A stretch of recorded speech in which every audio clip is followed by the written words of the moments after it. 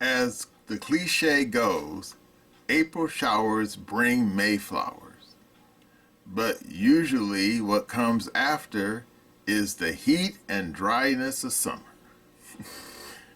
Hello again, Essay here. And before the hot weather of the holiday shows up, you should indulge in my new short story, The White Cat, a free exclusive on Substack. The links are down below in description. Join Margot Thompson, a beautiful stage actress and recent widow who finds salvation in the form of a white cat during a night of terror. While checking out my oddball thriller, remember that my Glitch series is still available at Amazon and Barnes & Noble. The links are down below in the description.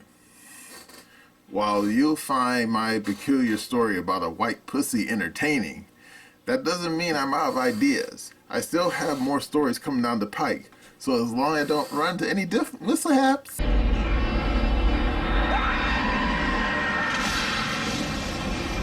you'll see those stories as well. Now let's get back to the video. Hello again, Essay here. Back when I was a little kid, I remember Mr. Rowe. Now Mr. Rowe, he was a funny little guy. Why? Because he had a habit of cracking jokes in class. And I remember he would always be teasing the girls too. Yeah, he was that kind of guy. And some people say he would drink sometimes between classes. I never saw him drink, but that was the rumor. Anyway, Mr. Rowe, he was also a good history teacher. Yeah, I learned a lot of things thanks to Mr. Rowe.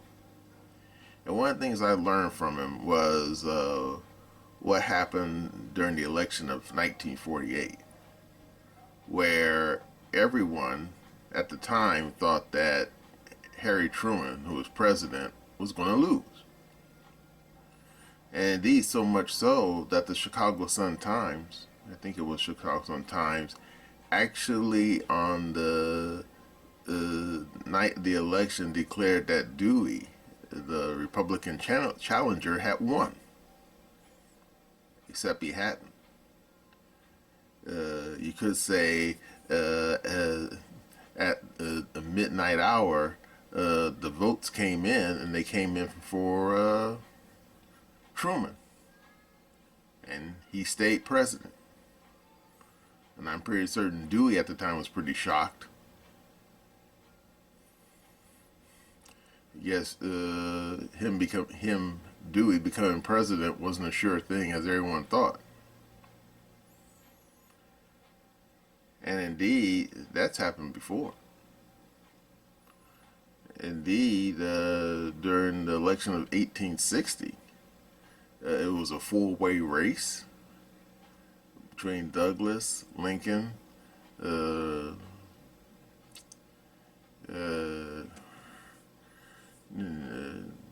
damn, what was that third guy's name? I'll think of it in a second, because Breckinridge. Yeah, and I forgot the fourth guy's name. Yeah, it was a four-way race. And in the end, Lincoln came out on top, even though, wait for it, according to the history book, Lincoln, his name didn't appear on the ballot in the southern states. Now this was 1860, not 1861. So then you say, how that happened? Don't rightly know. I guess Republican Party at the time discounted the southern states and therefore didn't bother putting Lincoln's name on the ballot.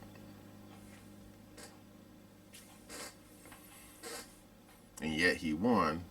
And then of course the Civil War started about 5 seconds afterwards. So there you go. But those are two examples of how sometimes when people think they have a sure thing and it doesn't work out. I mean, how many times have people played the lottery thinking, oh, this week I'm definitely going to hit the Powerball, get all 6 numbers, and then they don't. Indeed, my father, he used to play the lottery a lot.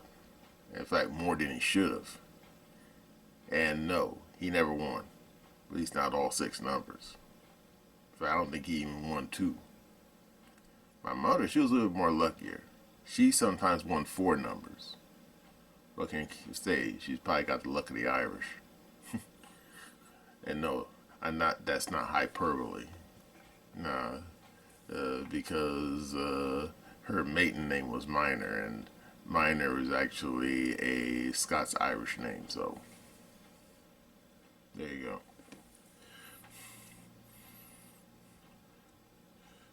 But anyway, this video is not so much about would've, could've, should've. It's about what may happen in the upcoming election. Now, that goofy guy, Paul Joseph Watson, he had an interesting video about what may or may not happen in this upcoming election here in the United States. Okay, are you ready? Here we go. Ooh, they really didn't expect to see this happening. Because new polls are out and it doesn't look good for Kamala Harris. And she's now losing in almost all the swing states. Boy, what I'd give to see this again on November 5th. New York Times now has it at 95% chance that Donald Trump is going to be president. Are you insane, you pathetic losers? Cenk's worried, really worried, and you love to see it. I have not been this worried in a long time. Kamala started playing prevent defense with too small a lead by having her surrogates tell everyone how pro-business she is. She accidentally gave up the mantle of the change candidate. That's what's going to decide this election. Oh yeah, the change candidate. The woman who's been in the White House for 4 years and has zero change policies other than prolonging the misery Biden's inflicted on Americans. So much change. The change candidate. Bear in mind, this isn't just routine election season politicking to ensure their voters don't get complacent. They're clearly frightened by the turnaround that's happened in recent weeks. The election's coming November 5th. I'm scared to death. RCP's polling average of crucial swing states shows Trump ahead in all of them besides Wisconsin. But drill down a bit deeper and the numbers look even more alarming for Kamala. This time in 2016 and 2020, both Biden and Hillary held significant leads in almost all those states, while Harris is behind in almost all of them. She's underperforming against Hillary by nearly 10 points in Pennsylvania and by over 8 points in Michigan. And in case you need reminding, Hillary lost. Polymarket, the world's biggest prediction market, which allows users to trade on the outcome of world events, shows the big money is pouring into Trump, with him now more than 10 points ahead of Kamala. And look at Pennsylvania, where Trump has surged ahead. And despite blanket positive media coverage of cackling Kamala, CNN's apoplectic at the fact that Americans just aren't buying it. But what's also creeping in now is that anxiety. The reason for that is because these polls are not really moving. Despite multiple battleground blitzes, despite the opportunities she has had across media outlets, there is still not a lot of movement from voters who are moving more towards her versus former President Donald Trump. In fact, I had one source describe it to me this way, quote, "People are nervous. They know the polls are tight. And a lot of us are having these flashbacks to 2016, too. We know when it can go the wrong way and it can still feel fresh." Well, imagine my shock that voters aren't connecting with someone who spent the first 2 months hiding from them, refusing to explain her policies, refusing to do interviews. And when she finally does do some interviews, spends half her time putting on weird fake accents. Have you no empathy, man? You know, for the suffering of other people, have you no sense of purpose? Well, first of all, thank you for the question, and I hope your family is okay and your home is okay. And when a teleprompter malfunctions, has a Biden-style meltdown and can barely string a sentence together. Today we got 32 days until the election.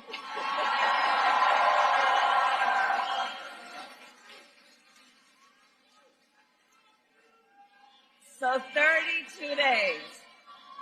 32 days. Okay, we got some business to do. All right. 32 days. Teleprompters go out, but she lost the teleprompter last week. Did you see it? She was talking about 32 days to the election, and she goes, there are 32 days. Oh my God. I just lost the teleprompter. 32. Then she, 32, 32, 32, 32. And I said, what the hell happened to her? And then the teleprompter kicked back on. 32 days to the election. It really is unthinkable that Americans could be facing 4 years of Kamala Harris, especially after 2 attempts on Trump's life. The first nutcase appeared in a BlackRock video and the second in a video promoting prolonging the war in Ukraine. RFK has vowed to help Trump make America healthy again, but the deep state, via massive funding from the likes of BlackRock, is firmly behind Kamala. No surprise then that BlackRock is one of the largest investors in the 3 biggest pharmaceutical companies, Johnson & Johnson, Merck & Co and Pfizer. They don't want Trump back in office because he threatens their ability to control your health freedom. Which brings Kamala can barely get through softball MSM interviews without looking like she has an IQ barely above room temperature. Despite their best efforts to help her, you know she's in trouble. But it seems that Prime Minister Netanyahu is not listening. Well, Bill, the work that we have done has resulted in a number of movements in that region by Israel that were very much prompted by or a result of many things, including our advocacy for what needs to happen in the region. But it seems that Prime Minister Netanyahu is not listening. We're not going to stop pursuing what is necessary for the United States to be clear about where we stand on the need for this war to end. Even Barack Obama, the calmest person in the arena, is starting to sound a bit rattled, warning that the brothers aren't turning out for Kamala like they did for him. Is that we have not yet seen the same kinds of energy and turnout in all quarters of our neighborhoods and communities as we saw when I was running. Or in other words, we're losing. This is definitely not an expression that exudes confidence. In fact, the simmering undercurrent of panic is palpable. Now, I also want to say that seems to be more pronounced with the brothers. When 40% of black voters in Democratic metropolises like New York are saying they're going to vote for Trump, that's got to be sounding deafening alarm bells for Kamala. Trump is only down 11 points on Harris in New York. That's incredible. And what's fascinating is Trump does pretty poorly with New York Republicans, at least compared with Harris and Democrats. But the independent signal is going really strong for Trump by 9 points.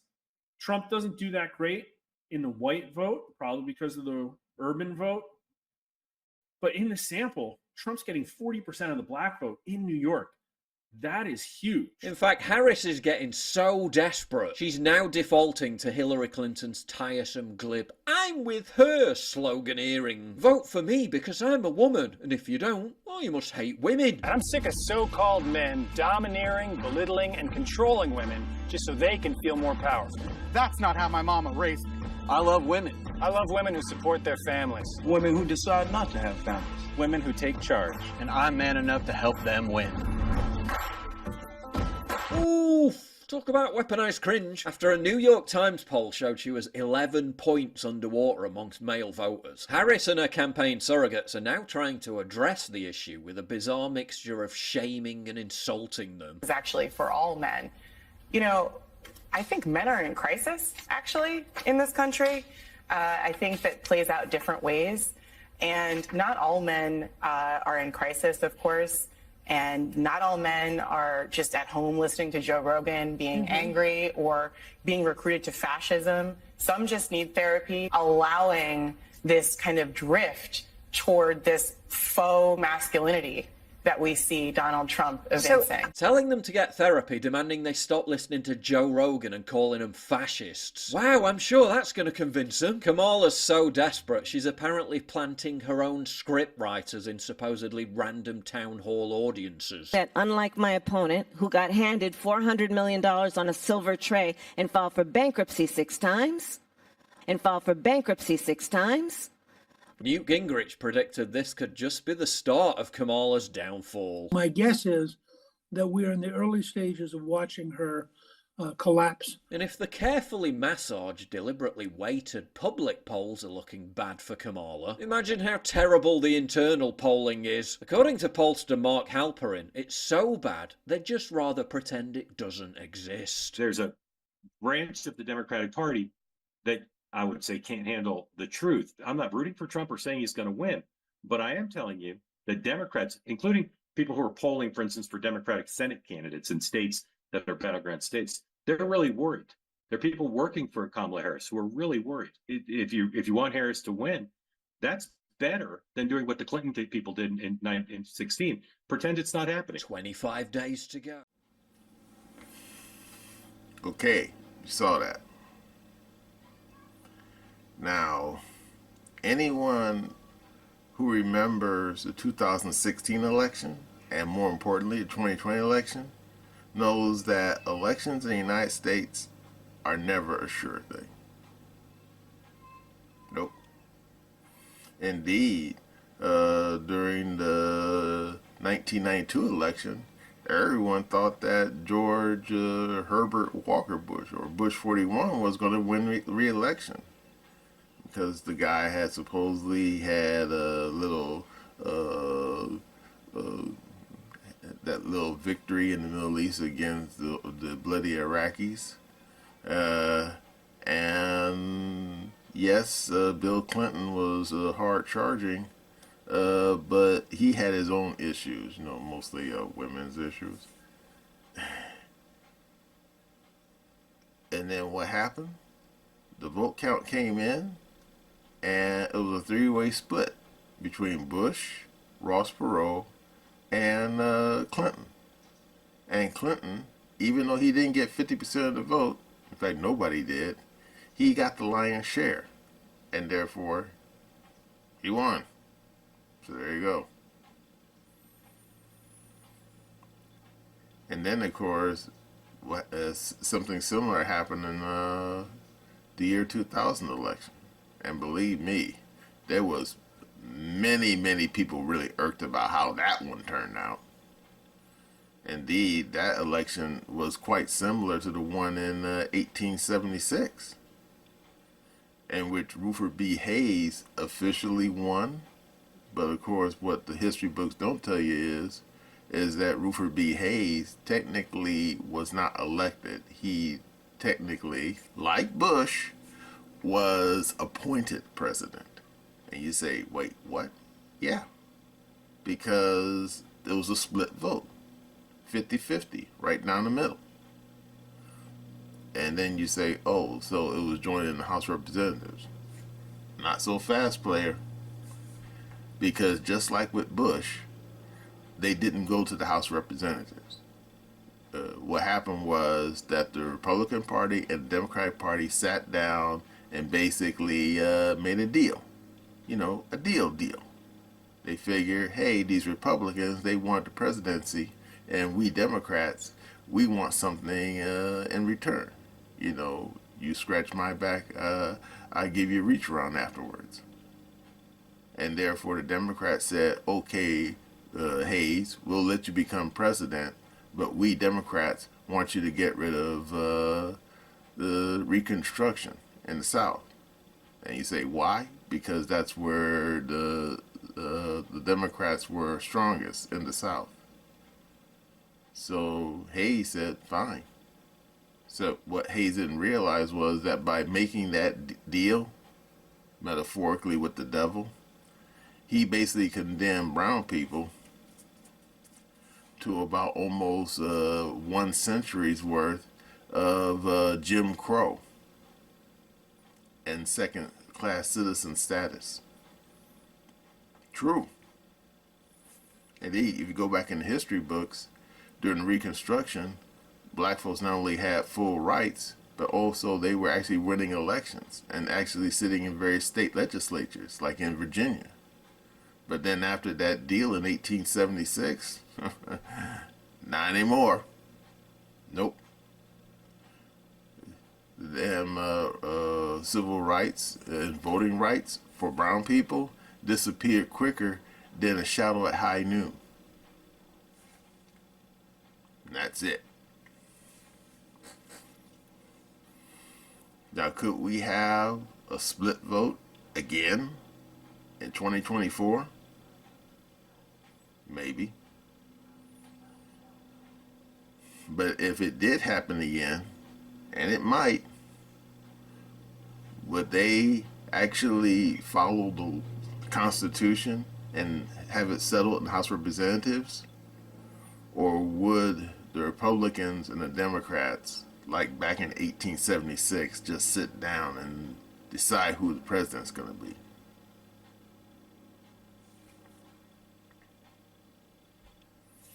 Because back in 2016, everyone thought Hillary was going to win. I didn't vote for her because I knew she was a scumbag. But hey, I figured a woman had tried. This is her second time on the merry-go-round. I figured, hey, she's probably gonna get the brass ring this time. Especially when you consider the fact of at that time you had all that vitriol about Trump. You know, Trump being a womanizer, Trump grabbing women by the short and curlies, Trump being a bad man, and on and on and on. And then what happened? The votes came in, and Trump won. Yeah, because I remember watching the election results, and I remember Tim Pool, he spoke about it too. He said that he was there at, I think he was at Vice News headquarters, and he said all the lefties were crying, like the damn dog just died. And he was laughing out loud. He thought it was hilarious. And wait for you, ready? Tim Pool didn't vote for Trump either. Why? Simple case of the devil you know and the devil you don't know.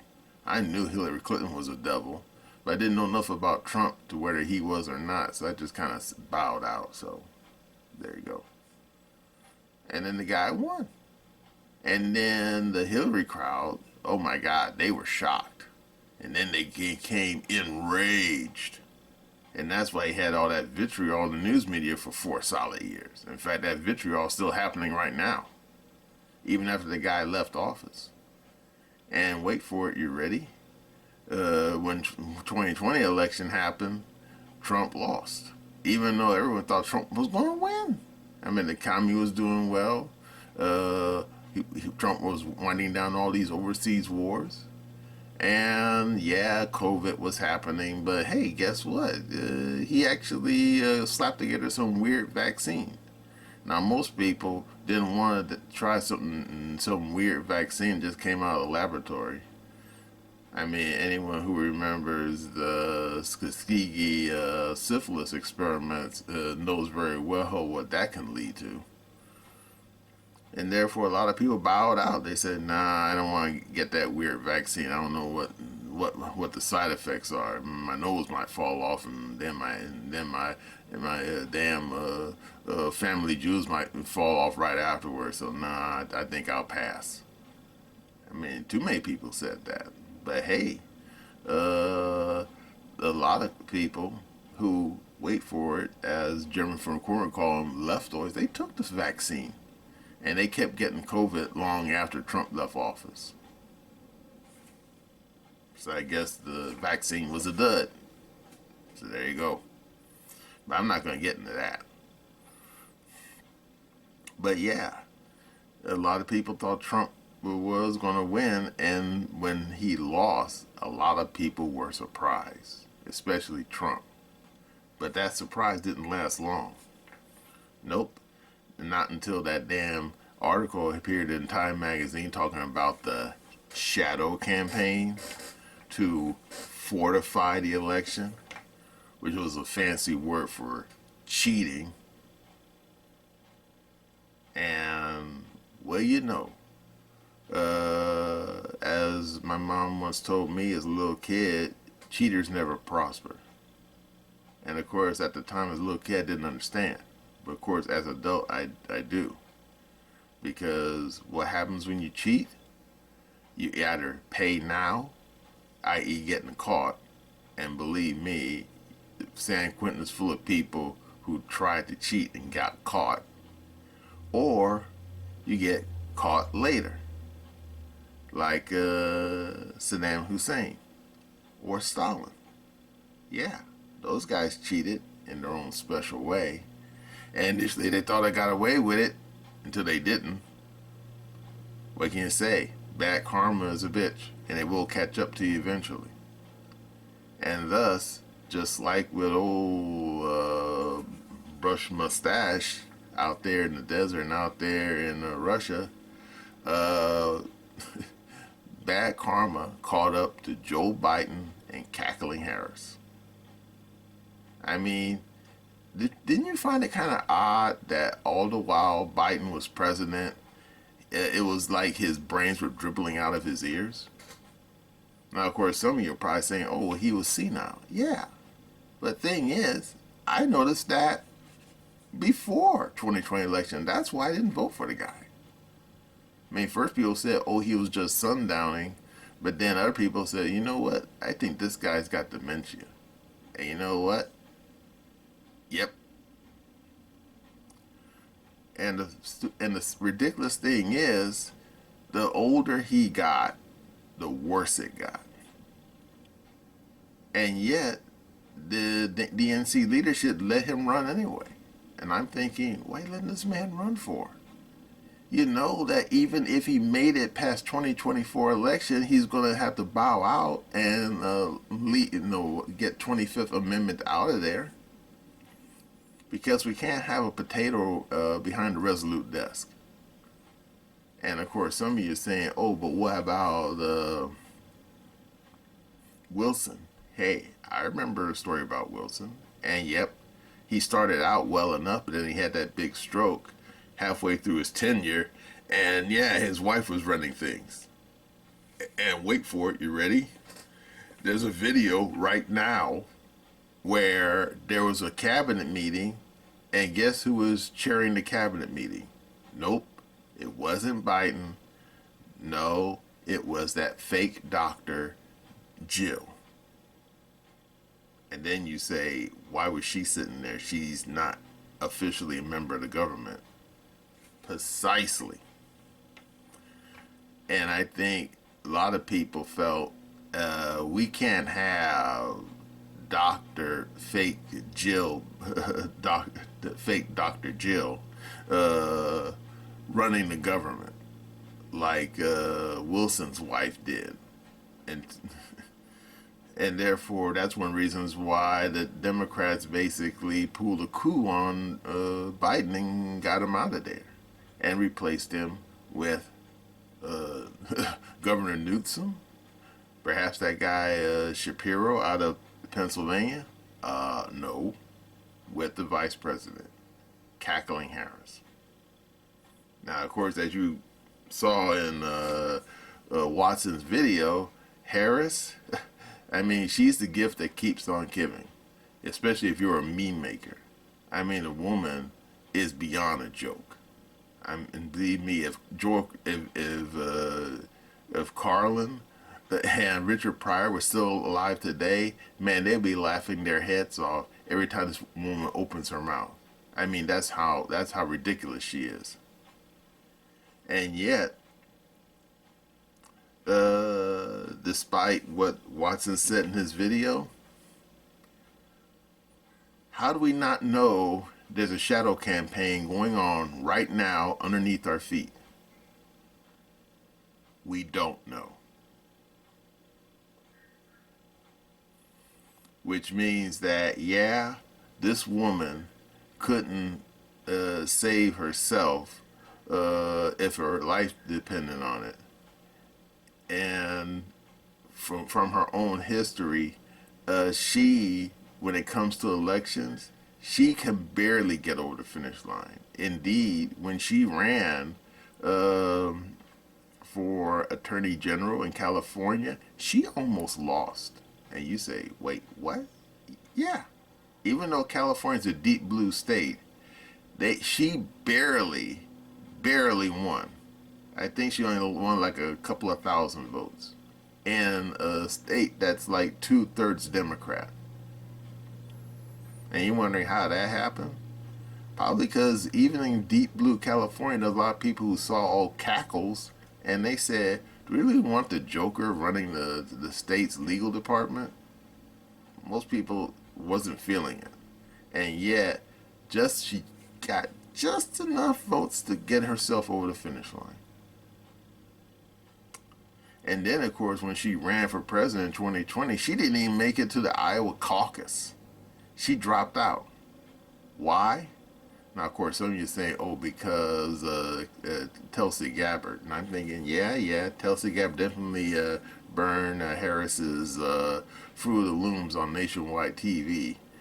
But even if that didn't happen, Harris likely still would have dropped out because, according to multiple people who used to work for her, they said she has this bad habit of being a spendthrift. And they said that she was constantly spending way too much money, campaign money on dumb shit. And she just burnt, and they said the reason she dropped out was because she just burned through all her cash. And she wasn't getting any more donations. So, no Buck Rogers, and that's why she dropped out back in 2020. Now, of course, now she does have that big bag of money that Joe Biden had originally raised. And recently, she raised $1 billion since Joe Biden dropped out. And then you say, a fool and his money. And I'm thinking, yep, I agree too. Because just because you have a big bag of money doesn't mean you're going to win. Because when Hillary ran in 2016, she had a big bag of money too. And if I remember correctly, I think it was also in the 10-figure range. But guess what? She didn't win. And as for Trump, well, from what I recall, Trump didn't spend nowhere near that amount. I think he spent like maybe about half that amount. And no, he didn't even spend his own money either. I think he got donations too. And so there you go. But still, there's no guarantee that 2024 will turn out like 2016 or even 2020 or even the 2000 election. And therefore, people like Watson and many others on the computer should remember what happened to Dewey. Because back in 1948, everyone thought Dewey was going to win until he didn't. Just telling you. So then, how can you guarantee that this election won't turn out the way 1948 did? You gotta get out and vote. Because those little pieces of paper with Trump or Harris's name on it isn't going to get to the ballot box by itself. You have to do it, or it ain't going to get done. Just saying. Well, that's all I have to say about this upcoming election and who really has a chance of winning or losing. And that's my opinion.